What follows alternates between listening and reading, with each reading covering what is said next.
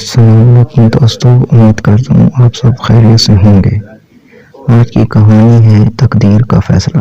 یہ کہانی 11ویں صدی کے ایک غیر معروف مگر بہادر سپاہی کی ہے جو ایک معصوم سلطنت کے سرحدی علاقے میں رہتا تھا۔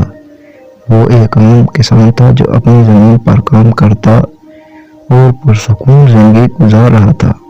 اس کے پاس کوئی بڑی دولت نہ تھی مگر اس کا دل بہادری اور غیرت سے بھرا ہوا تھا۔ ایک دن جب وہ کھیت میں کام کر رہا تھا تو ایک قاصد گاؤں میں آیا اور اعلان کیا، سلطنت پر دشمن نے حملہ کر دیا ہے۔ بادشاہ نے ہر جوان کو ہتھیار اٹھانے کا حکم دیا ہے۔ یہ خبر پورے گاؤں میں آگ کی طرح پھیل گئی۔ لوگ ڈر کے چھپنے لگے اور کچھ لوگ دعا کرنے لگے اور کچھ سپاہیوں کے ساتھ شامل ہونے کے لیے تیار ہونے لگے۔ اس بہادر سپاہی کے دل میں ایک جنگ چھڑ گئی۔ وہ جانتا تھا کہ اس کے والد بوڑھے ہو چکے ہیں۔ اگر وہ جنگ میں چلا گیا اور واپس نہ آیا تو اس کا خاندان کا کیا ہوگا؟ مگر پھر اسے اپنے والد کی بات یاد آئی جو بچپن میں اسے کہتا تھا، بیٹا، اگر کوئی دشمن تمہارے گھر میں داخل ہو جائے تو تم کیا کرو گے؟ کیا تم خاموش رہو گے؟ یہ سوچ کر اس سپاہی نے فیصلہ کیا کہ وہ اپنے ملک اور اپنے لوگوں کی حفاظت کے لیے جنگ میں ضرور حصہ لے گا۔ اگلے دن صبح صبح اس نے اپنی تلوار کو صاف کیا، زرہ پہنی اور قافلے میں شامل ہونے کے لیے نکل گیا۔ جب وہ محل کے قریب پہنچا تو سپاہیوں کی ایک بڑی تعداد کو جنگ کے لیے تیار ہوتے دیکھا۔ سپاہی نے ایک سپہ سالار کے سامنے جا کر کہا، میں بھی اس جنگ میں شامل ہونے کے لیے آیا ہوں۔ سپہ سالار نے اس کا جائزہ لیا اور حیرت سے پوچھا، کیا تم نے پہلے کبھی جنگ لڑی ہے؟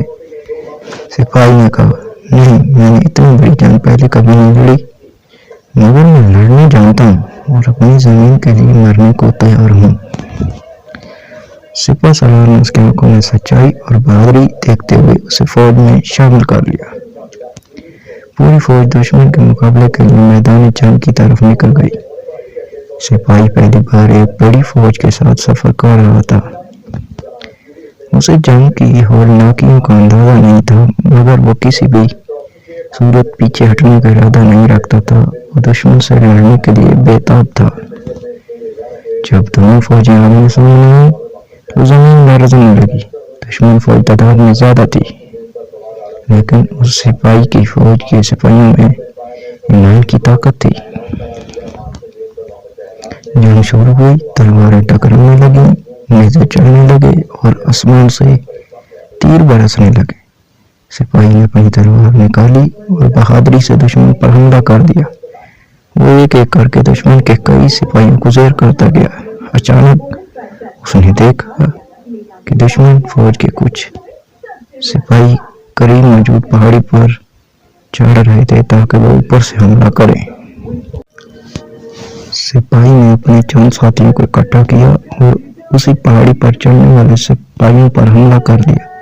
وہ لڑتے لڑتے شدید زخمی ہو گیا مگر آخر کار انہوں نے دشمن کو مارنے میں کامیابی حاصل کر لی اور اس سپاہی نے اپنے ساتھیوں کے ساتھ پہاڑی پر چڑھ کر دشمن کی فوج پر حملہ کیا اور دشمن کی فوج کے زیادہ تر سپاہیوں کو مار دیا اور دشمن فوج کو بھاگنے پر مجبور کیا۔ اس سپاہی کا جسم زخموں سے چور تھا مگر اس کے دل میں خوشی تھی کہ اس نے اپنی فوج کے لیے ایک اہم کامیابی حاصل کر لی۔ شدید لڑائی کے بعد جنگ جیت لی گئی، دشمن پاسپا ہو گیا اور سلطنت ایک بڑے خطرے سے بچ گئی۔ بادشاہ نے اپنی فوج کے بہادر سپاہیوں کو انعامات دینے کا اعلان کیا۔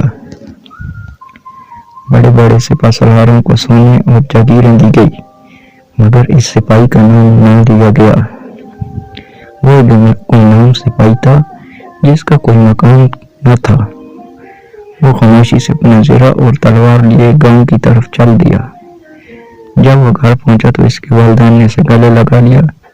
اس کے لیے سب سے بڑا انعام یہ تھا کہ اس کا گاؤں اور اس کا خاندان محفوظ تھا۔ نتیجہ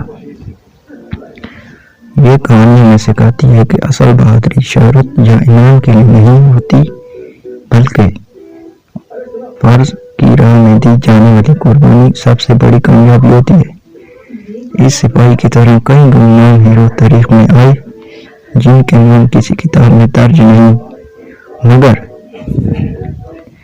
ان کی قربانیاں ہمیشہ یاد رکھی جائیں گی۔